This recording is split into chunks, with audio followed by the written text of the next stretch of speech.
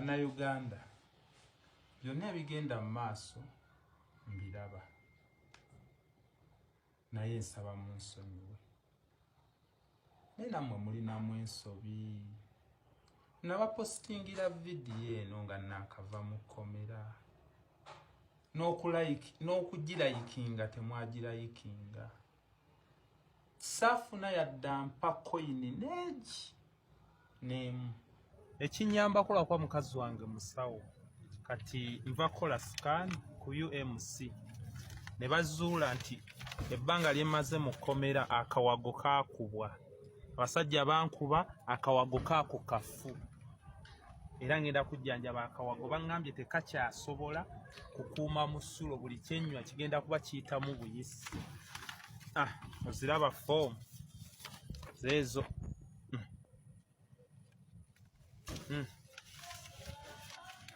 okanya saamu sikutte za mulala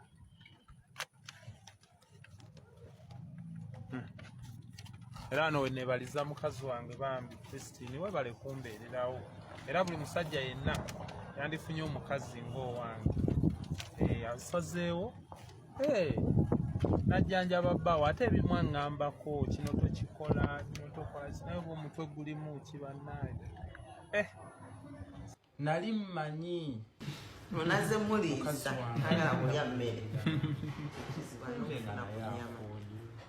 mwana Christine era kati mukazi wange sikunenya mu butuufu byali bikutamye eraga nti ekooye terabawo kalungi konna eraba bibi byereere mu kaseera kano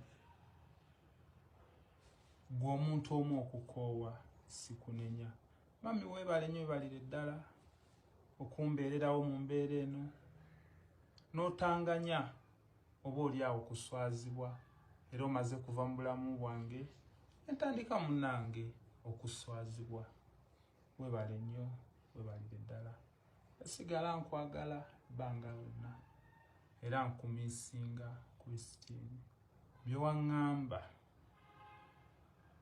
nti abantu bendi nabo oba osanga nyinza okubeetaaga nga tebaliiwo Soye mukulu Sami Damaite family asabye essonyiwo mbo bamusonyiwe ebyo byonna munange ebitambula naye n'agamba nti yavaayo n'abapostingira vidiyo nga yakava mu kkomera n'abalaga ng'akoze ne scan nti munnange bamukosezza era mbu okuva olwo abadde tafunanga mirembe ate nno bambi yeetondedde eyali mukyala we oba ex we n'agamba mbu yamulabulanga era mbu n'atuuka omugamba nti munnange oliba olw'oluusi abantu we weetaagamu bulamu bwo ojja kuba akaseera ako beetaaga nga tebakyalimu n'agamba mbu omukyala we yaliwo bambi yamubeererangawo teyaswazibwanga asoose kuva mu bulamu bwe deni n'alyoka aswala kubanga embeera yamulemerera indeed omukyala oyo yamubeererawo amutwala mu madwaliro ag'ebbeeyi buli kimu eky'ebbeeyi ng'akimutuusaako kyona ekyaliwo munnange be bamanyi ekyaliwo mu makati gaabwe naye nga kyo ekikulu kiri nti yeetonze ate munnange nga sinagenda wala abantu abaasomberaho nalyo Mathias Mpuuga abantu kubaleeta ku venue gye yali ng'alayira n'essaawa ya kaakati munnange beevuma era bagamba nti beejjusa kubanga tebaasasulwa.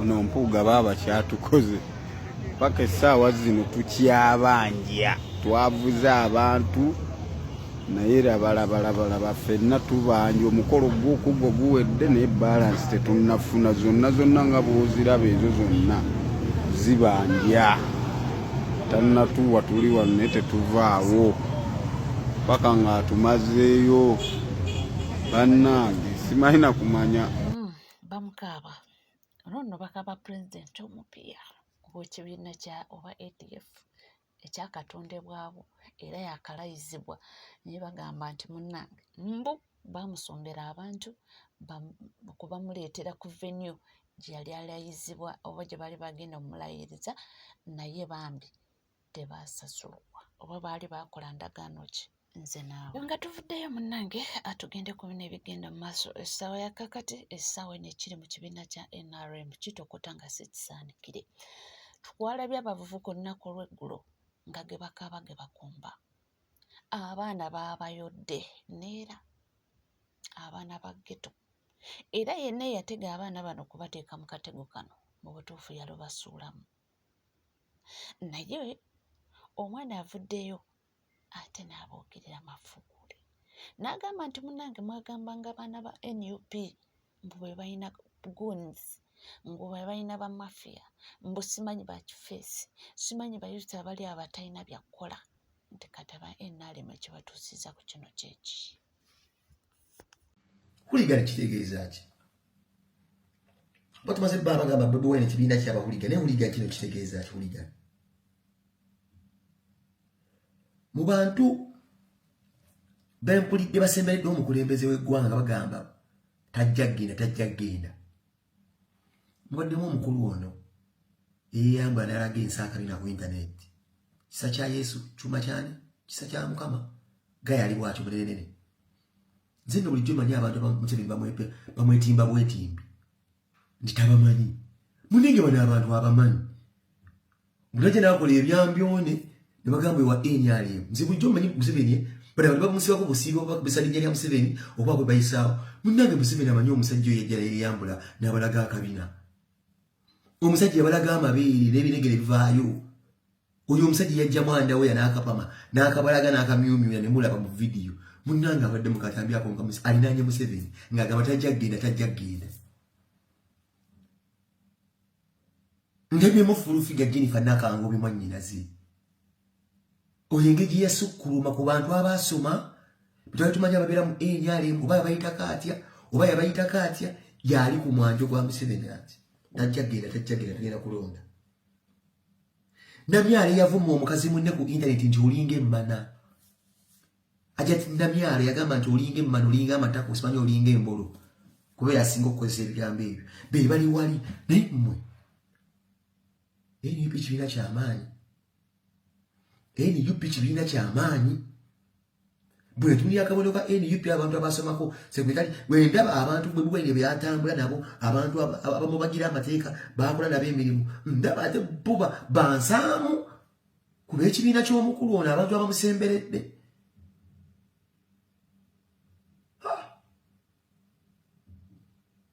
tuli mu buzibu kati londa Kyagulanyi Ssentamu 2026 tuli mu buzibu nga tuvuddeko eyo era nga tweyongereyo n'amawulire agatambula mbadde mumanyi nti omukyala Shanita Namuyimbwa abasinga obungi bamumanyi nga Bad Black munnange yasuddewo eddenzi era nga munnange ekyenjawulo ekiriwo nti omwana ono yamuzadde ku birthday ye tukuyozaayoza munnange Bad Black ate weebale kubeera maama omulungi omukyala ono maama omulungi omukyala ono akuzizza abaana be era tamanyi Bad Black ng'oyinza omusuubiriza nti Bad Black oli ebintu bye byakola ate ku baana babeera mulalamu nnyo kasooke nkutwaleyo Bayibuli egamba there will be signs walibaawo obubonero obadde okimanyi nti no Bad Black yazadde omwana ku birthday ye kwennyini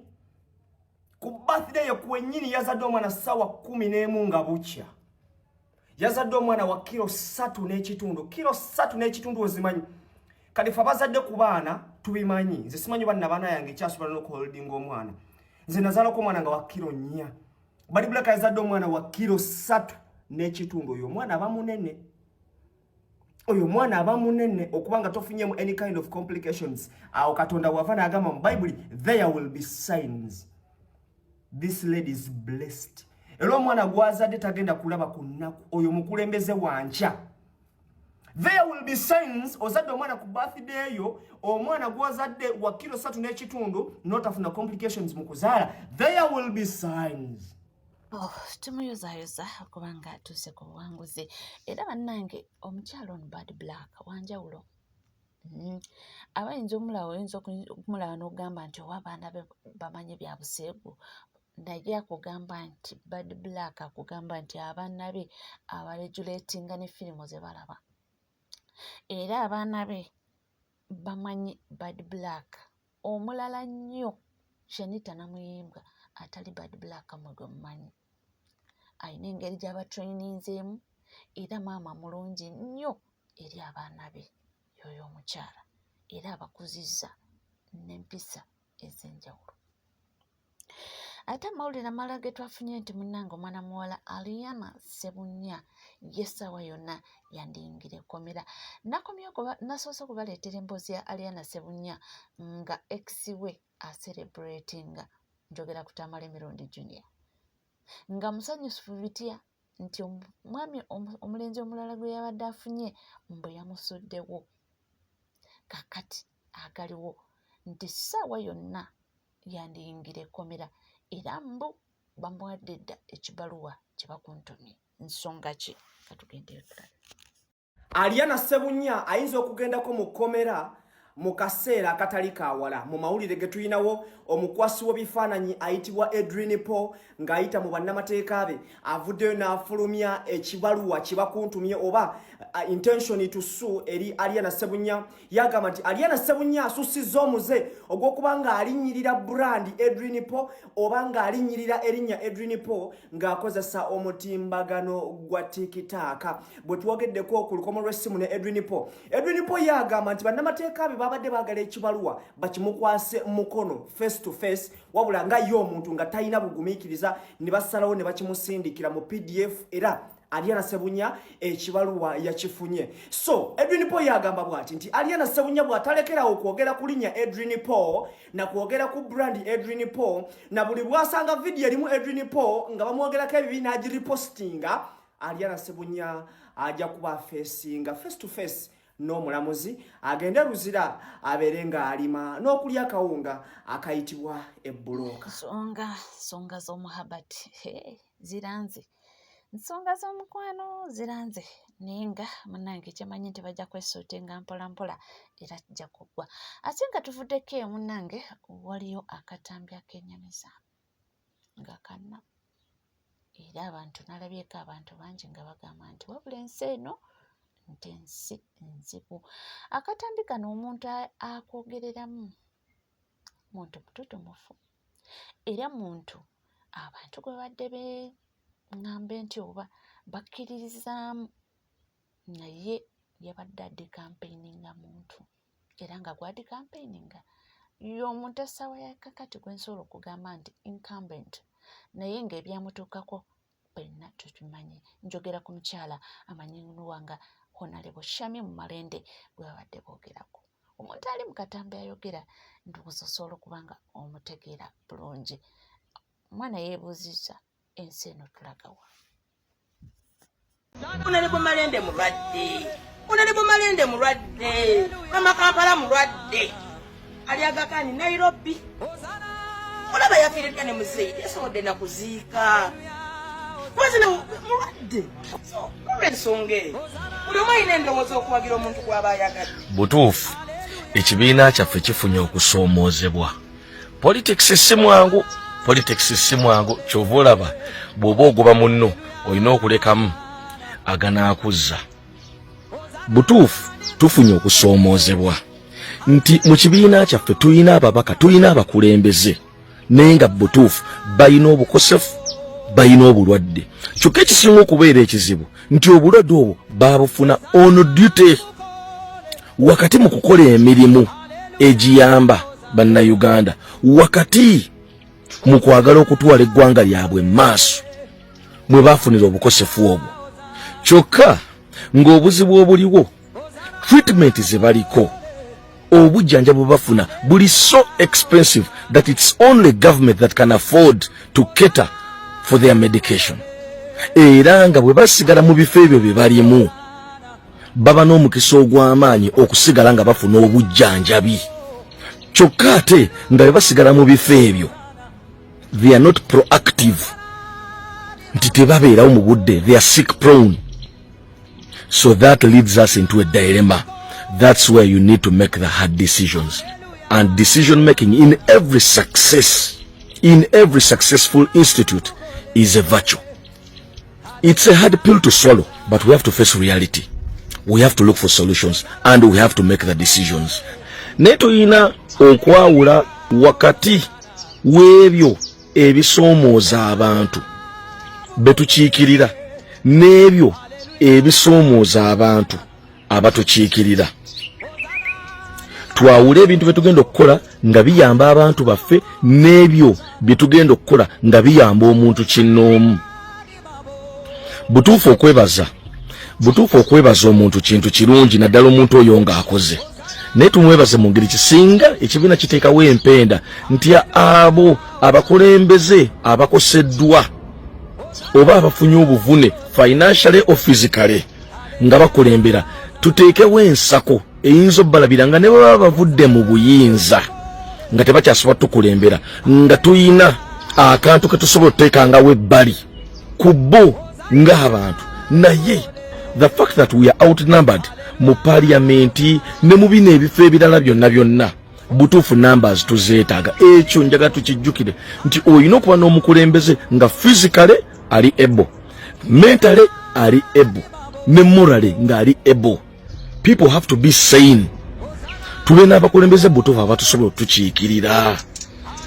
Nze ekimu ku byensinga okwagala ku pulezidenti wange Kyagulanyi nti saawa zino yalinga munnamagye asonga mbere, ayina vision, ayina plan, amanyi kyayagala, akimanyi nti olutalo olwaffe luli mu 2026. Olunaku lwe baakeera ne bamenya Hightower amagulu teyakomyawo olutalo. Yagamba kimu, Hightower va ku security, genda bakujjanjabe, songa mbere abasigadde tugende mu maaso. Olunaku lwe baakeera ku makya ne bakwata Edi Mutwe teyakomyawo olutalo nti bannanga ate katuwe kalakase ate Edi Mutwe nedda. Eyo si ensonga. Focus. Edi Mutwe katuwoze emisango gyo, abasigadde songa mbere 2026. Now that is a man with a principle. That is a man with an ideology. That is a man with a goal. That is a man who never loses focus. Banange, we are outnumbered. Ne mu 2026 mutugenda okwesimbawo, purely we will stay outnumbered in parliament. Kitegeeza ki? Every number counts. Every post counts. Every debater counts. Every vote counts mu parliament yawo.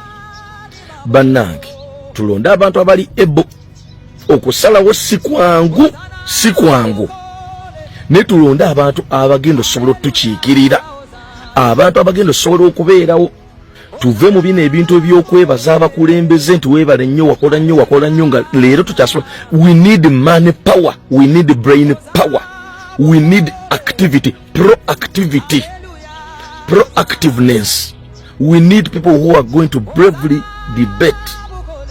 Nze mbadde nsaba tukole okusalawo, naye tukole okusalawo kwanama ddala, kubanga decision making is a virtue. Buwulira eddoboozi eryo mu katambi General Sauda Madada. General Sauda Madada ye muntu obutambi bwasatulatinga nnyo ng'omukulu Honorable Segirinya Muhammad amaze okufa. Abantu abamu ne bagamba oba AI ng'alaga nti yagambanga nti Honorable Segirinya Muhammad si mulwadde, era ng'alaga ng'agamba nti oyo ne bw'aba nti nga waliwo amubuuza nti kati waliba wafa ng'afa ki, nti oyo ne wafa ne mulambo gwe sisobola gendayo kuziika. Ate ne tumulaba nga ye yali wali bambi nga yaduumira, temukwata ku mulambo, temukola ki, era kakati nabino ebigenda mu maaso era byenyamiza mu kutuufu. Byenyamiriza ddala, simanyi kiki ekyatuukawo oba lutalo ki oluli awo wakati we ne Honorable Shamim Malende, sikimanyi era sikitegeera bulungi.